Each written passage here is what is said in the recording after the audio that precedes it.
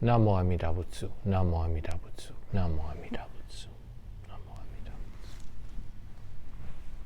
Butsu. Welcome. Thank you once again for joining us for Kahului Hongwanji Buddhist Temple's Sunday YouTube family service. Today's service is for February 28th, 2021, and our service today is for our Buddhist Women's Association Dana Day and also for Nirvana Day. So we usually observe both the BWA, Dana Day and Nirvana Day on the same Sunday.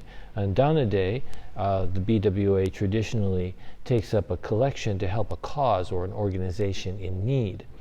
And I'll say a little bit more about that later, but we will also observe Nirvana Day today, which is the time to recall the death of Shakyamuni Buddha, the historical Buddha, the time of his passing away into final nirvana or complete nirvana, which was called Parinirvana.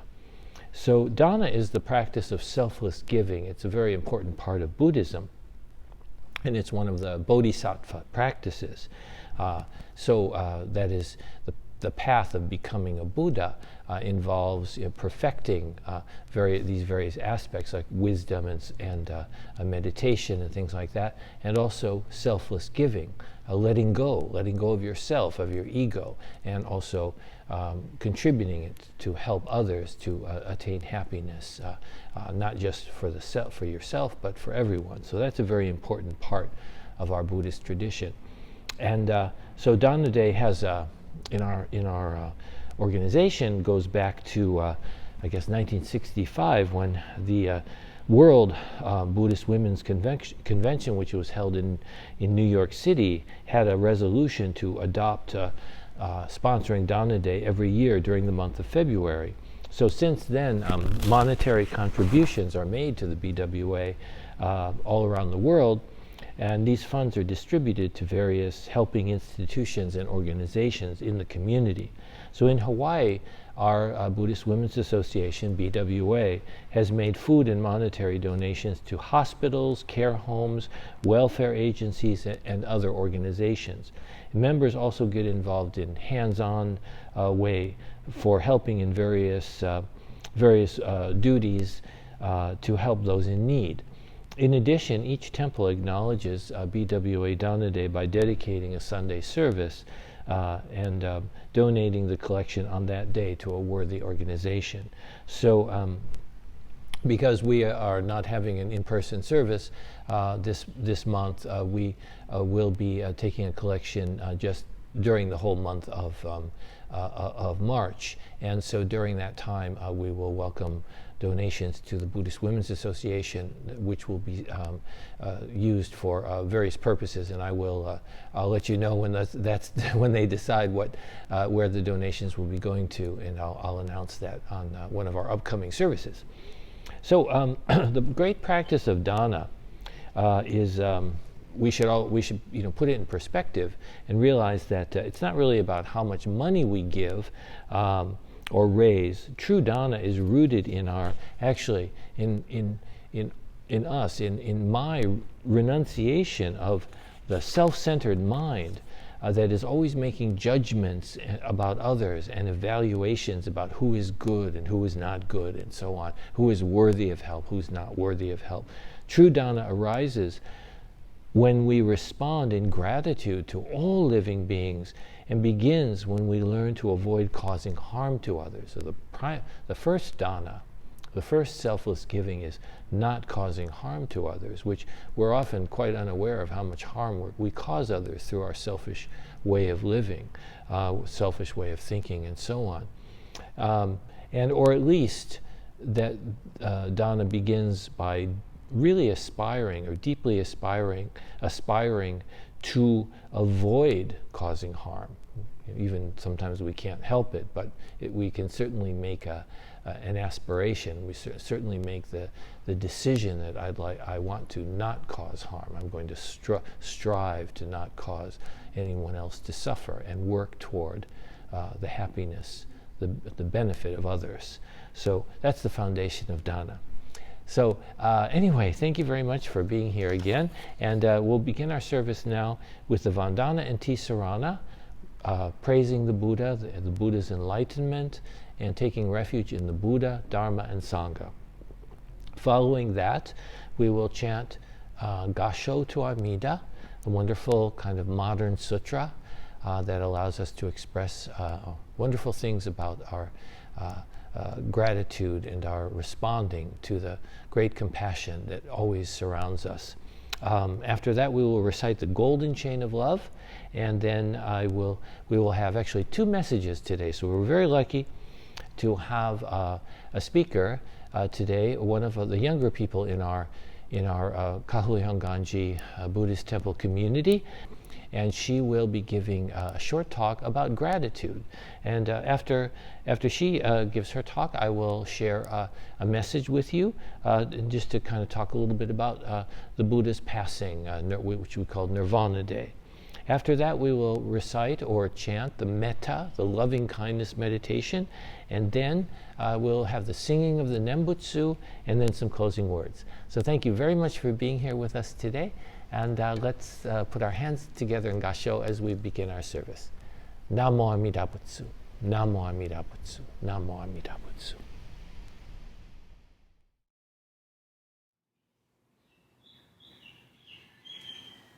Namo Amida Butsu, Namo Amida Butsu, Namo Amida Butsu, Namo Amida Butsu.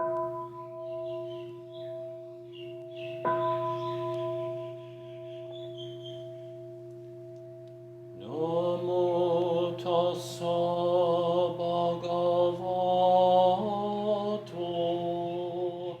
arahato samma sambuddhassa.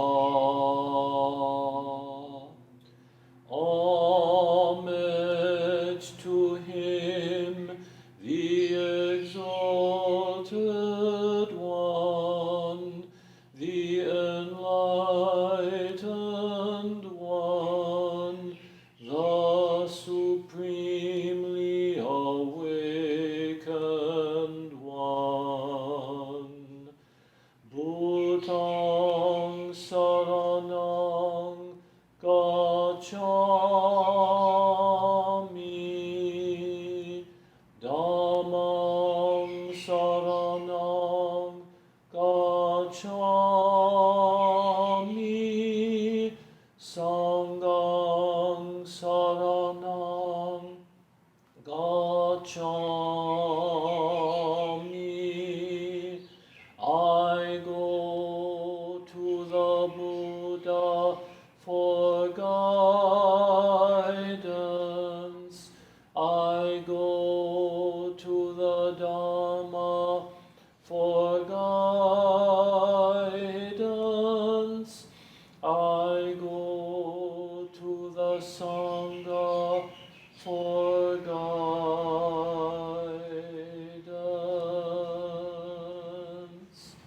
Namo Amida Butsu. Namo Amida Butsu.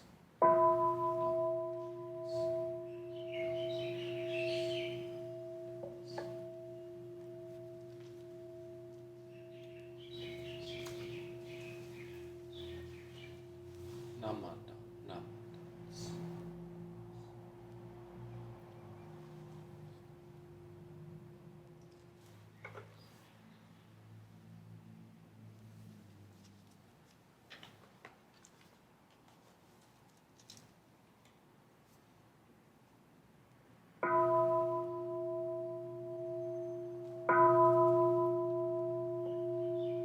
Namo Amida Butsu.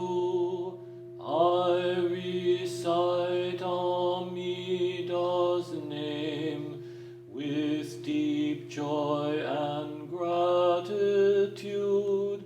I gasho to Amida, trees and grasses and flowers all grow in great compassion.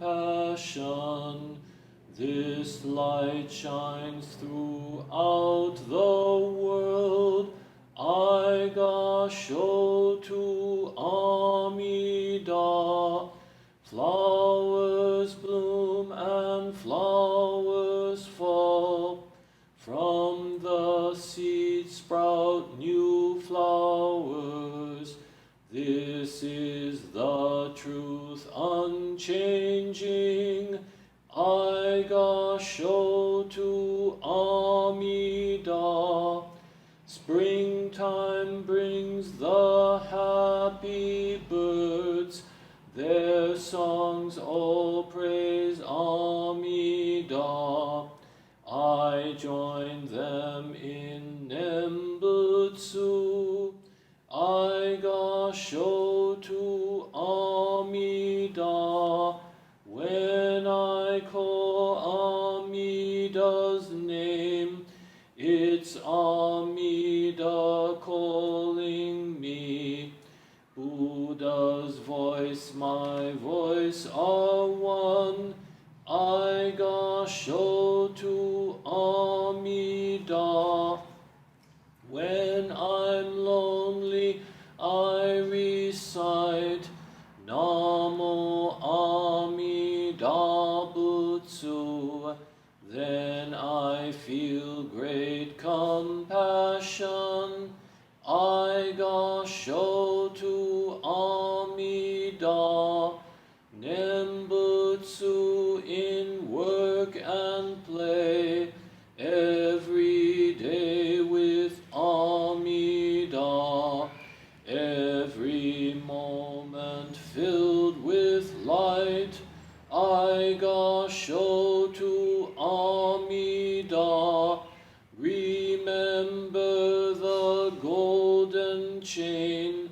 Kindness to all living things. I will follow this teaching. I gasho to Amida. In the clear bright morning sun, in the fading light of day, in the darkness of the night, I gasho to Amida. Namo Amida Butsu. I live in great compassion. This great power guides my life. I gasho to Amida.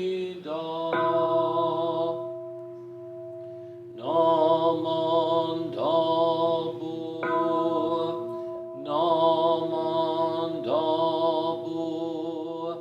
Namandabu, Namandabu, Namandabu, Namandabu. The virtue of Amida's vow is shared equally by all, together attaining awakened mind. We are born in the land of peace. Namo Amida Butsu. Namo Amida Butsu. Namo Amida Butsu. Namanda, Namanda, Namanda.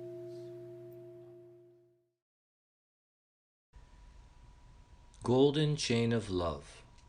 I am a link in Amida Buddha's golden chain of love that stretches around the world.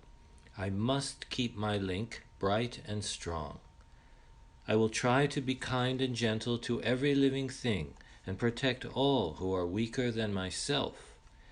I will try to think pure and beautiful thoughts, to say pure and beautiful words, and to do pure and beautiful deeds, knowing that on what I do now depends not only my happiness or unhappiness, but also that of others.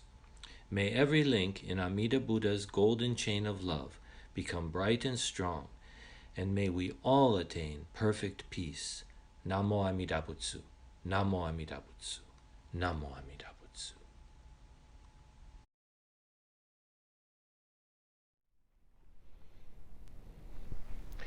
And now I would like to introduce to you is one of the younger members of Kahului Hongwanji Sangha, and she would like to share a few words for the special Dana Day observance, and she will be talking to us about gratitude. So.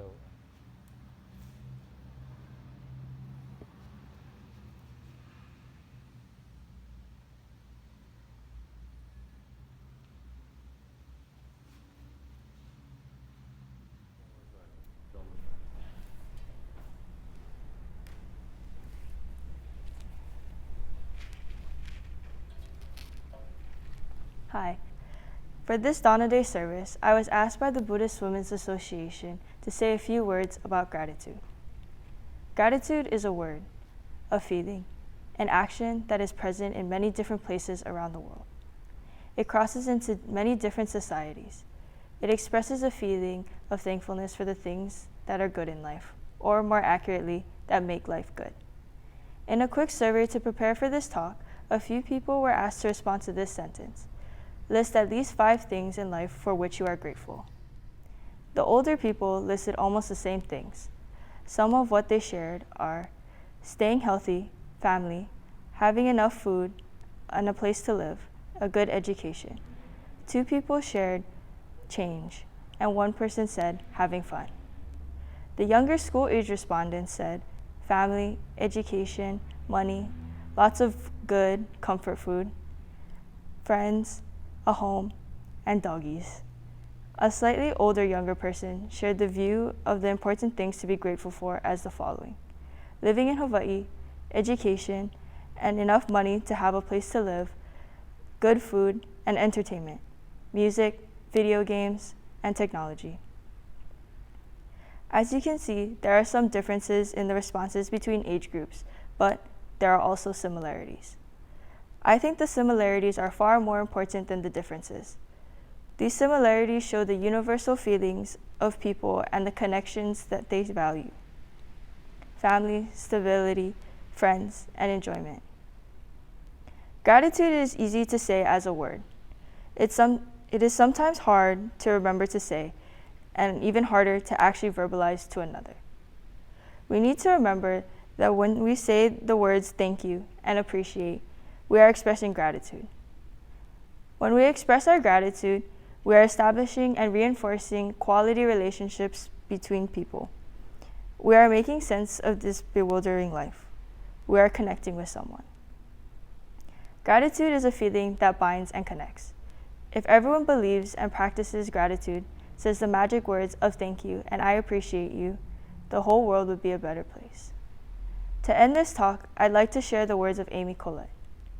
Gratitude is a powerful catalyst for happiness. It is a spark that lights a fire of joy in your soul. Thank you. And Namo Amida Butsu.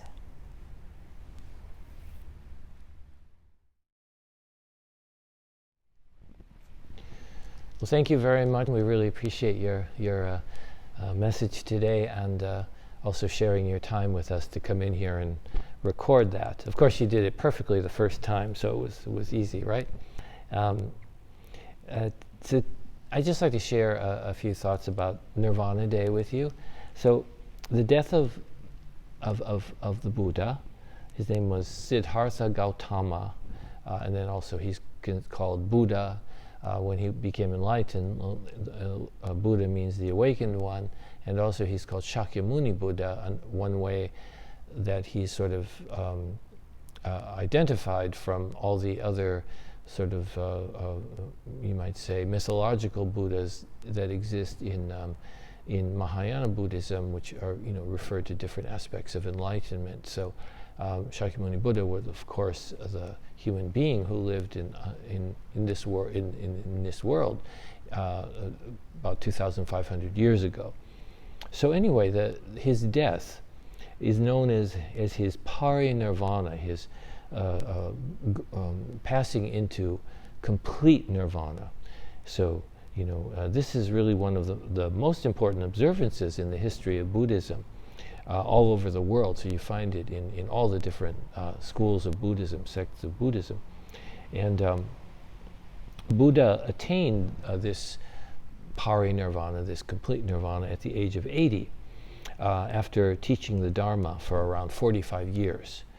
So after all those years of sharing his understanding of the Dharma to everyone who wanted to listen, traveling for most of that time, he never had a home after he became the Buddha, and he never had a stable life or any comfortable place to rest.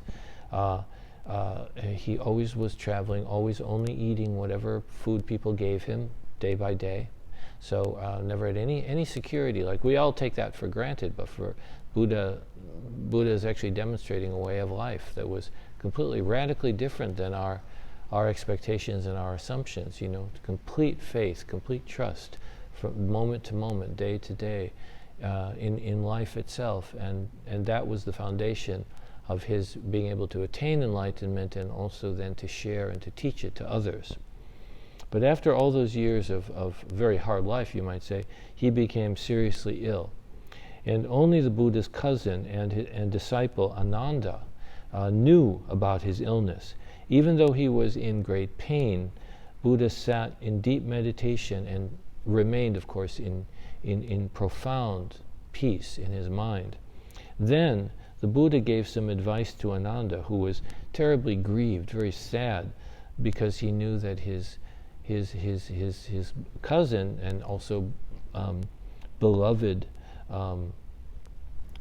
teacher was going to die soon. So according to the sutras, Shakyamuni Buddha shared this teaching with Ananda. So I'm going to read you some passages from the sutras. Buddha said, "Now I am frail, Ananda, old, aged, far gone in years. This is my 80th year, and my life is spent. My body is like an old cart, barely held together." So Buddha is telling him, this is impermanence. Our bodies wear out. We get to a point, just like an old cart starts to fall apart. The old wooden cart, starts to fall apart. So the Buddha continued, and he said, "Therefore, Ananda, be islands unto yourselves, refuges unto yourself, seeking no other refuge, with the Dharma as your island, the Dharma as your refuge, seeking no other refuge." So the Buddha is starting to tell Ananda, and of course all the other disciples who Ananda would share this with, to rely on yourself.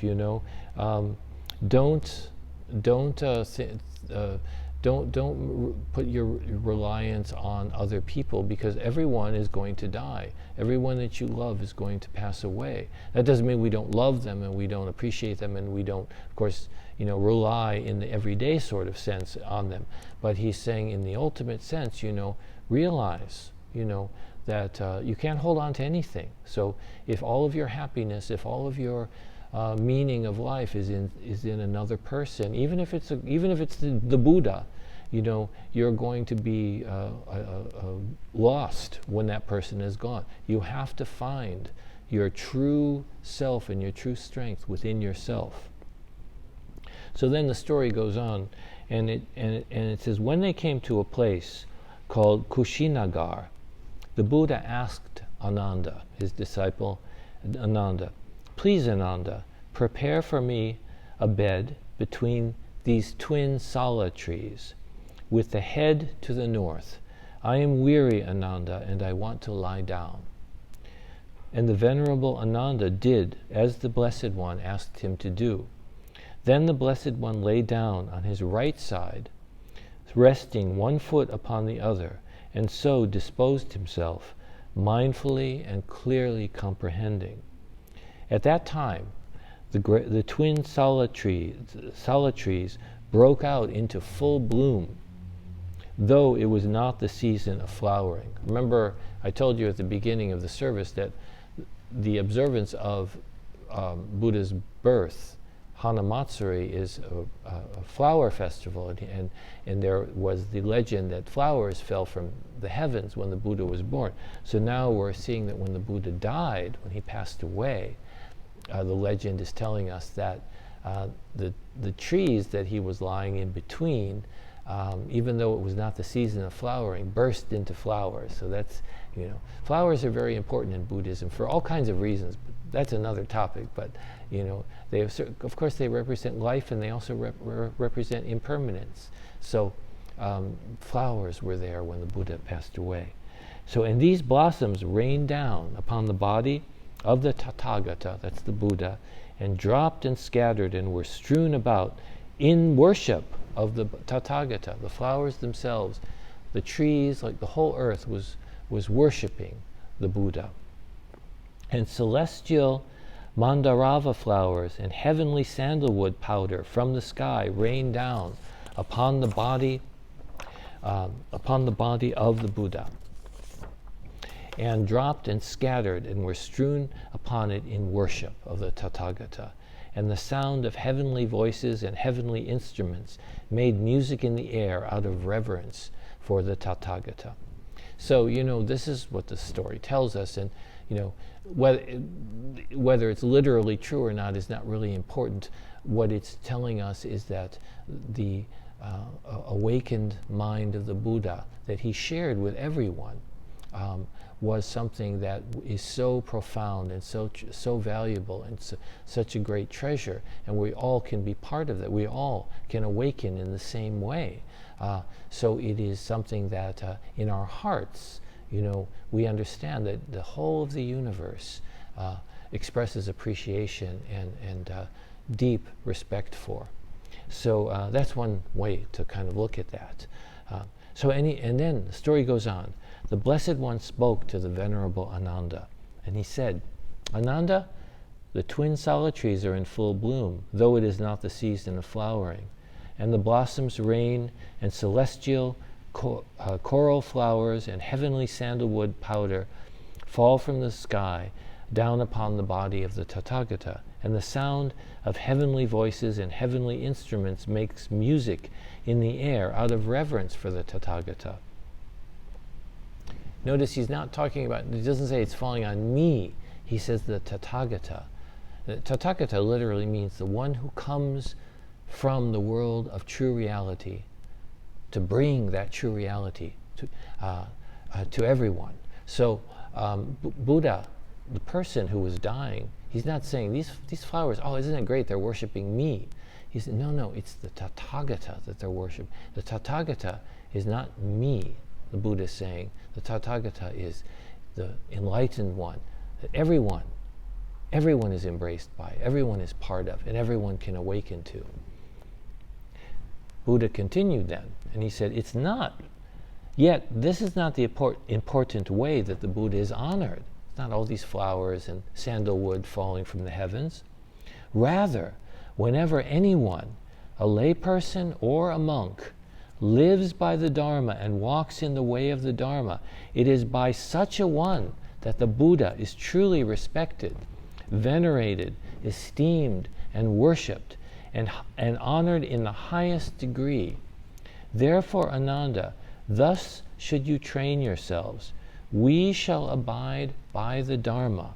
Buddha is telling us to make this vow. We shall abide by the Dharma, live uprightly in the Dharma, and walk in the way of the Dharma. So this is something that we should all take to heart. To be a Buddhist is not really it's not about temple membership. It's not about, services we do for our departed loved ones, although those are important, those are meaningful. But that's not what it means to be a Buddhist. To be a Buddhist means to walk in the path of the Dharma. Let's especially reflect on how we can truly walk the Buddhist path during this time of this pandemic, and this upheaval and suffering in our society and in societies all over the world, and also in this time of environmental catastrophe, which are really the consequences of our very selfish, non-Dharma way of living. Let us strive to live by the example of Shakyamuni Buddha, whose final awakening we observe this month. As often as you can, remind yourself to walk the path of Dharma sincerely. Put your hands in Gasho and listen to the Buddha's words. Therefore, Ananda, thus should you train yourselves. We shall abide by the Dharma, live uprightly in the Dharma, and walk in the way of the Dharma. Right? So please, thank you. Please stay well and live in the embrace of the Buddha's boundless compassion. Let's put our hands together in Gasho and recite the Nembutsu. Namo Amida Butsu. Namo Amida Butsu. Namo Amida Butsu.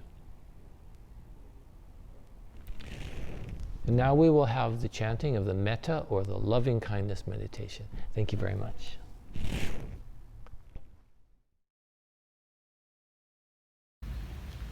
May all beings be happy and well. May no harm or difficulties come to them. May they live in peace and harmony. May I be happy and well. May no harm or difficulties come to me. May I live in peace and harmony. May my family be happy and well. May no harm or difficulties come to them. May they live in peace and harmony. May my teachers be happy and well. May no harm or difficulties come to them. May they live in peace and harmony. May my friends be happy and well. May no harm or difficulties come to them. May they live in peace and harmony. May strangers be happy and well. May no harm or difficulties come to them. May they live in peace and harmony. May my enemies be happy and well. May no harm or difficulties come to them. May they live in peace and harmony. May all beings be happy and well. May no harm or difficulties come to them. May they live in peace and harmony. Namo Amida Butsu. Namo Amida Butsu. Namo Amida Butsu. Namo.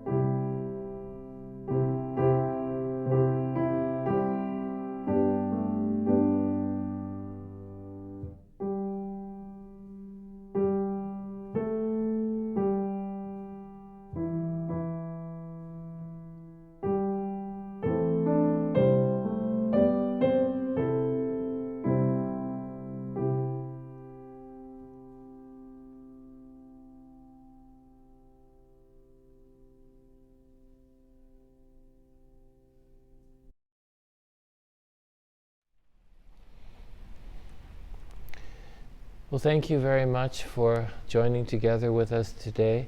Once again, as we have not been able to have in-person services in our temple, but we have the ability to have these YouTube services. So it's a wonderful thing that we can get together in this way, and we really appreciate your being part of this, and also, of course, your support of Kahului Hongwanji. So today we were able to observe our BWA, Buddhist Women's Association Dana Day observance, celebration, and also to observe Nirvana Day, the memorial of the Buddha's passing, but it's really understood as his passing into final nirvana. So we are very pleased that we were able to join together for these observances today.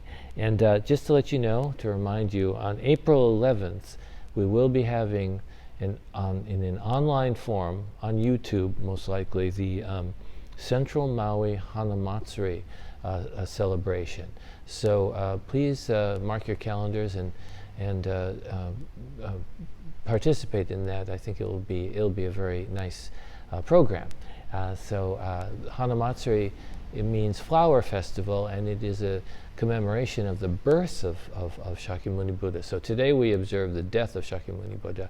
Hanamatsuri is the birth of the Buddha, and the kind of legend is that flowers rain down from the heavens when the Buddha was born. So we observe the Buddha's birthday with many flowers. And so you'll see more of that as that comes up. Next month, fourth Sunday, March 28th, will be our Ohigan service, and that's one of the major services in our tradition. And it occurs, Ohigan, there's a spring Ohigan, that's this one, and then also fall Ohigan, and both of them occur at the time of the equinox, when the day and night are equal in length, and in the day the observance has to do with harmony, but also with the process of attaining perfection, obtaining enlightenment. So Ohigan is a very meaningful observance in our tradition. So thank you very much, and there'll be a few more announcements in the rolling text that follows, so you can take a look at that. So thank you very much, and let's put our hands together in Gasho and recite the Namo Butsu. Namo Amida Butsu. Namo Amida Butsu. Namo Amida Butsu. Namo Amida Butsu. Namo Amida Butsu.